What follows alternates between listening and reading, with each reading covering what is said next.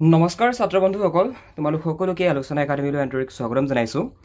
এই ভিডিঅ' মডেলটো তোমালোকৰ লগত আমি ডিসকাশন কৰিম আন্তৰ্জাতিক সংস্থা ৰাষ্ট্ৰসংঘ আৰু অন্যান্য এই লেকচাৰটোৰ তোমালোকৰ যিখিনি পাঠভিত্তিক প্ৰশ্ন আছে গোটেইখিনি আনসাৰ পাবা। লগতে তোমালোকক আমি আনসাৰখিনি দেখাই দিয়াৰ হৈতে তোমালোকক বুজাই দিম বস্তুখিনি যে তোমালোকে কেনেকৈ এক্সামৰ কাৰণে নিজকে প্ৰিপেয়াৰ কৰিব লাগিব। ওকে সো ক্লাছটো সম্পূৰ্ণ শেষলৈকে সেইভাবে মনোযোগ সহকাৰে চাই থাকিবা। আৰু এটা কথা ষ্টাৰ্টিংতে ক'ব বিচাৰিছো যে তোমালোকৰ যিসকল ছাত্ৰ বন্ধুৱে আগৰ ক্লাছ কেইটা কৰা নাই অৰ্থাৎ লেসনটোৰ ক্লাছখিনি যিসকল ছাত্ৰ ছাত্ৰীয়ে নাই কৰা তোমালোকে অনুগ্ৰহ কৰি আগৰ ক্লাছ কেইটা কৰি আহিবা। তেতিয়াহে তোমালোকৰ এই ক্লাছত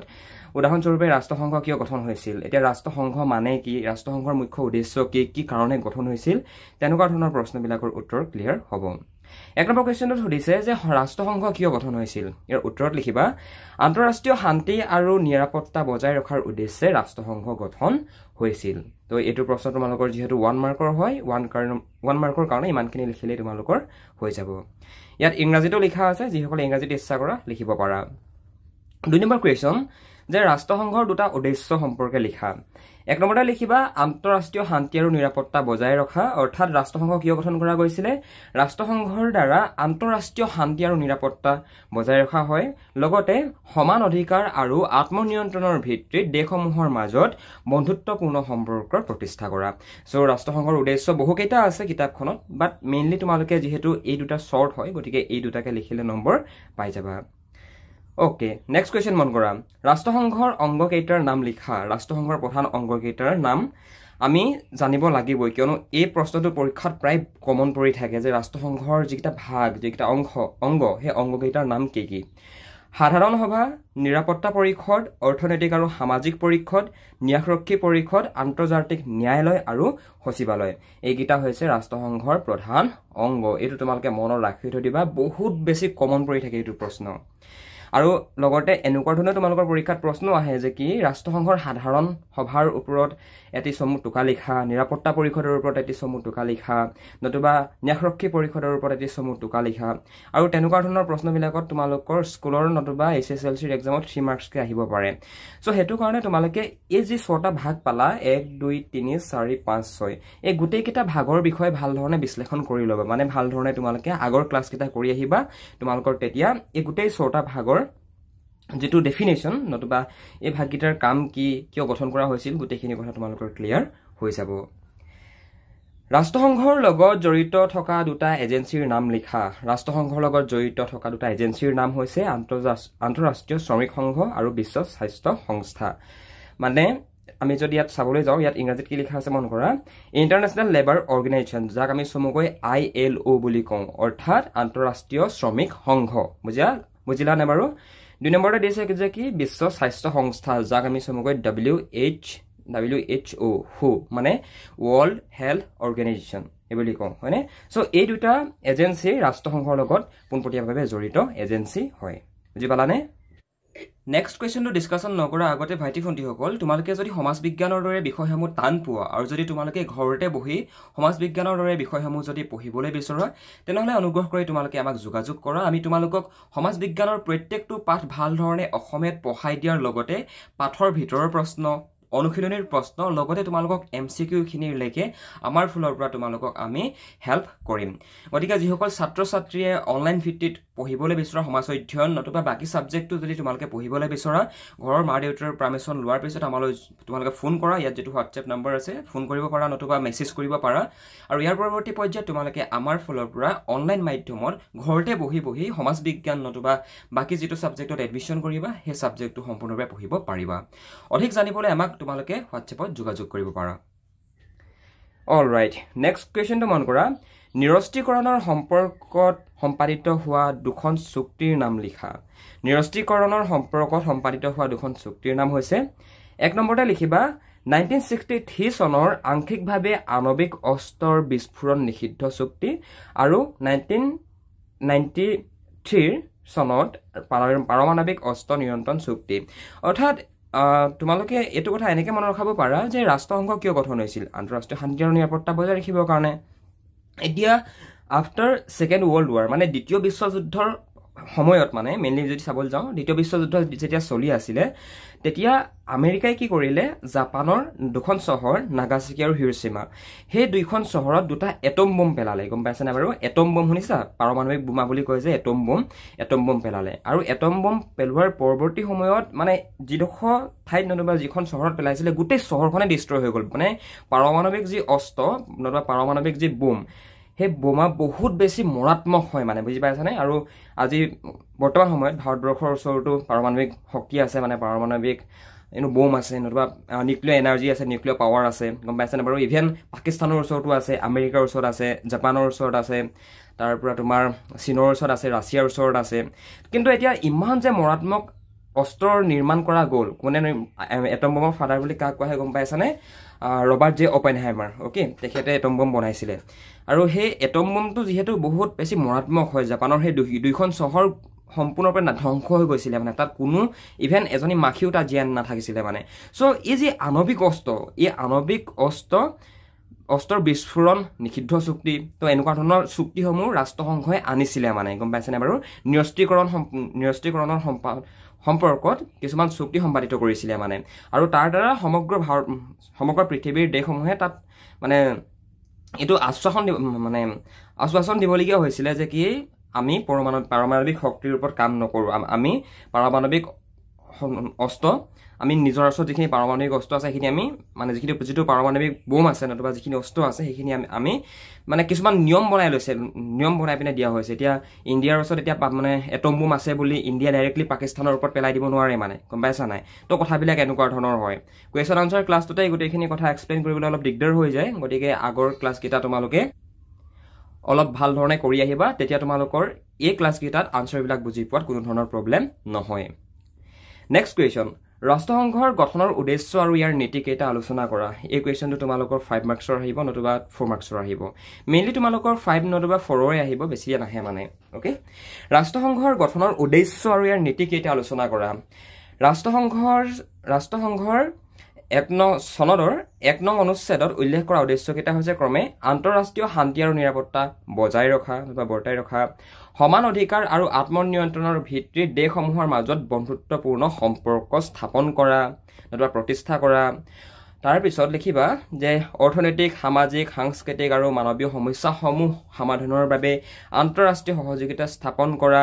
মানে দেশসমূহৰ যিসমূহ সমস্যা হ'ব উদাহৰণস্বৰূপে কোনোবা এখন দেশত যদি বহুত বেছি অকাল পৰে কোনোবা এখন দেশ যদি একেবাৰে দুখীয়া হৈ যায় যে দেশৰ বোলে চৰকাৰৰ ওচৰত এটকাও পইচা নাই দেশখন চলাবৰ কাৰণে তেতিয়া IMF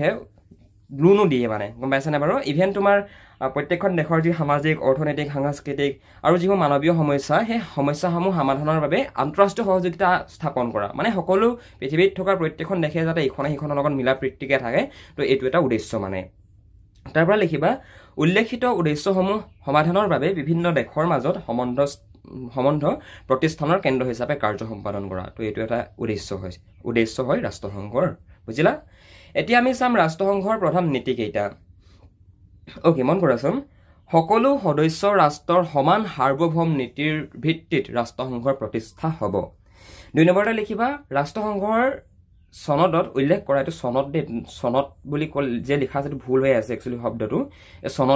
সনদ বুলি আছে দন্তীয় দ আছে হা এইটো ইয়াত ডিটিপি কৰোঁতে মানে MS Wordত অলপমান ভুল হৈ গ'ল সেইটো তোমালোকে নিজে গম পাবা আৰু চাই ল'বা কিতাপখনত ৰাষ্ট্ৰসংঘৰ সনদত উল্লেখ কৰা নিয়মাৱলী মানি লৈ সকলো সদস্য ৰাষ্ট্ৰই নিজ দায়িত্ব পালন কৰিব লাগিব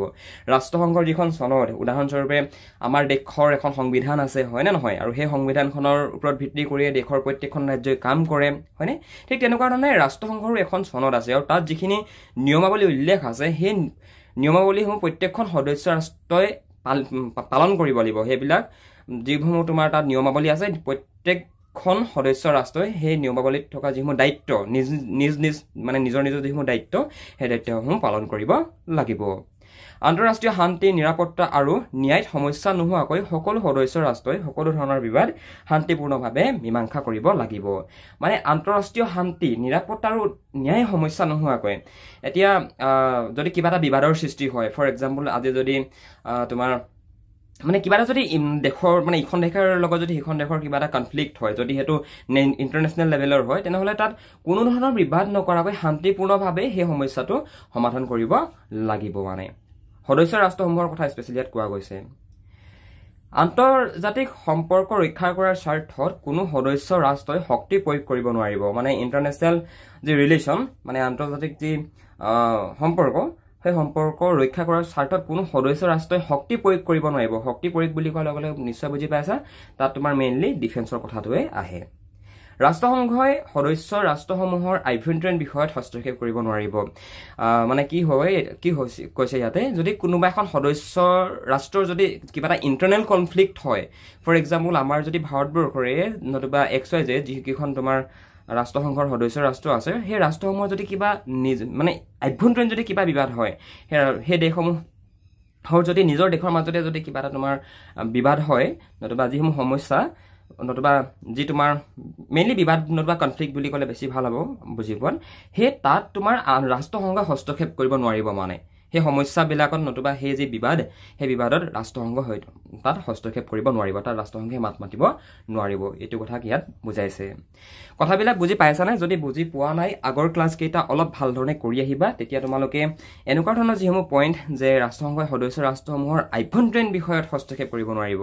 এতিয়া আভ্যন্তৰীণ বিষয় মানে কি এতিয়া সদস্য ৰাষ্ট্ৰসমূহৰ আভ্যন্তৰীণ বিষয় মানে কি তো এই কনচেপ্টবিলাক যদি বুজি পোৱা নাই তোমালোকে আগৰ ক্লাছ কেইটা কৰিবা আমি মানে তোমালোকৰ বাবে মডিউল ৱাইজত ৰাখো তোমালোকৰ ৰাষ্ট্ৰসংঘৰ যিটো লেচনটোত তোমালোকৰ অল টোটেল 5টা ক্লাছ আছে আৰু 5টা ক্লাছত প্ৰত্যেকটো ক্লাছত আমি তোমালোকক এটা এনেকৈ কনচেপ্ট বুজাই গৈ আছো গম পাইছানে আৰু অৱশেষত আমি কুৱেশ্যন আনসাৰখিনি ডিছকাশ্যন কৰিছো তাৰপিছত আমি MCQ ডিছকাশ্যন কৰিম তাৰপৰা ভেৰি শ্বৰ্ট আনসাৰখিনি ডিছকাশ্যন কৰিম তাৰপৰা পৰীক্ষাৰ বাবে ইম্পৰ্টেণ্ট যিখিনি কনচেপ্টখিনি আমি ডিছকাশ্যন কৰিম চ' সেইটো কাৰণে তোমালোকে লেসনটো যদি বুজি নোপোৱাকৈ আহা তেনেহলে তোমালোকে এইটো ক্লাছত কি বুজিবা একোটো বুজি নোপোৱা তোমালোকে যদি দশম শ্ৰেণী নতুবা নৱম শ্ৰেণীত পঢ়ি আছা আৰু যদি তোমালোকে এক্সামৰ কাৰণে প্ৰিপাৰেচন চলাই আছা তেনেহলে তোমালোকে আমাৰ ফালৰ পৰা যদি অনলাইন টিউচন কৰিব বিচৰা টিউচন ল'ব বিচৰা তেনেহলে ল'ব পাৰিবা তাৰ কাৰণে তোমালোকে এই যে হোৱাটছএপ নাম্বাৰ দেখিছা এই হোৱাটছএপ নাম্বাৰটোত এটা মেছেজ কৰিব পাৰা নতুবা আমালৈ ডাইৰেক্ট ফোন কৰিব পাৰা আমি তোমালোকক আমাৰ একাডেমিত এডমিশনটো কৰাই দিম আৰু তোমালোকে আমাৰ থ্ৰুৰে যদি পঢ়া তোমালোকক আমি সকলোখিনি বস্তু গাইড কৰি দিম প্ৰশ্ন উত্তৰ কেনেকৈ লিখিব লাগিব তোমালোকে প্ৰশ্ন উত্তৰবিলাকৰ ফৰ্মেটটো কেনেকুৱা কৰিব লাগিব কোনবিলাক প্ৰশ্ন কমন পৰিব সকলোখিনি কথা তোমালোকক আমি শিকাই দিম গতিকে তোমালোকে যদি মেট্ৰিক পৰীক্ষা নতুবা ক্লাছ 9ত পঢ়ি আছা যদি আমাৰ থ্ৰুৰে পঢ়িব বিচৰা তেনেহলে আমাৰ লগত যোগাযোগ কৰিব পাৰা আমি তোমালোকক সম্পূৰ্ণ সহায় কৰিব পাৰিম নেক্সট আহিলে ৰাষ্ট্ৰসংঘৰ নিৰাপত্তা পৰিষদৰ ওপৰত এটা টুকা লিখা তো টুকাটোত তোমালোকে ইমানখিনি লিখিলেই হৈ যাব যিমানখিনি তোমালোকৰ মোবাইলৰ স্ক্ৰীনত ওলাই আছে ৰাষ্ট্ৰসংঘৰ নিৰাপত্তা পৰিষদৰ ওপৰত এটা টুকা লিখা তোমালোকৰ 4 নম্বৰ নতুবা 3 নম্বৰ হিমানে আহিব 3 নতুবা 4 ৰাষ্ট্ৰসংঘৰ অতি গুৰুত্বপূৰ্ণ অংগটোৱে হৈছে নিৰাপত্তা পৰিষদ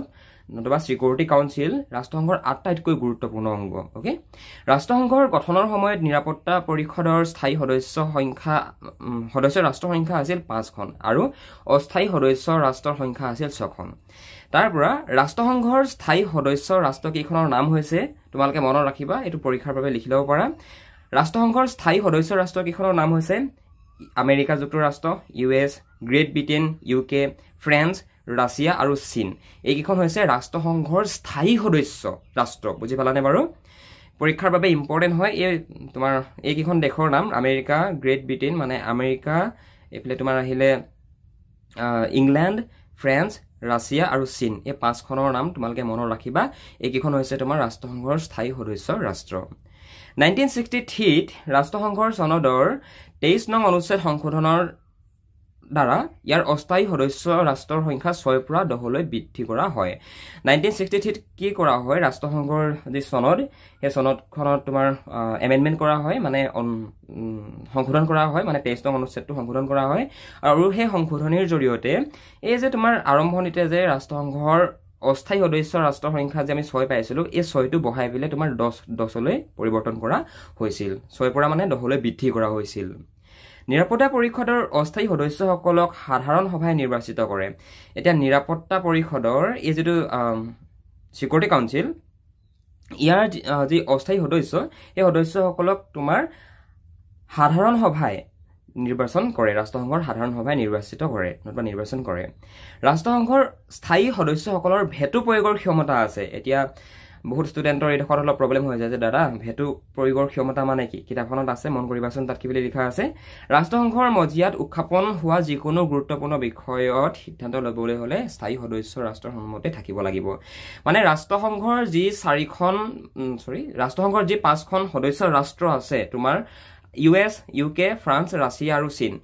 এই দেশকেইখনে যদি ৰাষ্ট্ৰসংঘত যদি কিবা এটা প্ৰস্তাৱনা হয় বুজি পাইছানে ৰাষ্ট্ৰসংঘত যদি কিবা এটা প্ৰস্তাৱনা হয় আৰু সেই প্ৰস্তাৱটোক যদি এই 5খন দেশৰ ভিতৰৰ যদি কোনোবা এখন দেশে যদি তোমাৰ বাধা দিয়ে নতুবা কোনোবা এখন দেশে যদি কয় যে কি এইটো যুক্তিসংগত নহয় বুলি যদি যুক্তি দিয়ে তেনেহ'লে সেই প্ৰস্তাৱটো তোমাৰ লাগু নহ'ব মানে বুজি পাইছানে বাৰু তাৰ মানে ভেটো প্ৰদানৰ ক্ষমতা আছে মানে বাধা দিয়াৰ ক্ষমতা আছে যদি কিবা তোমাৰ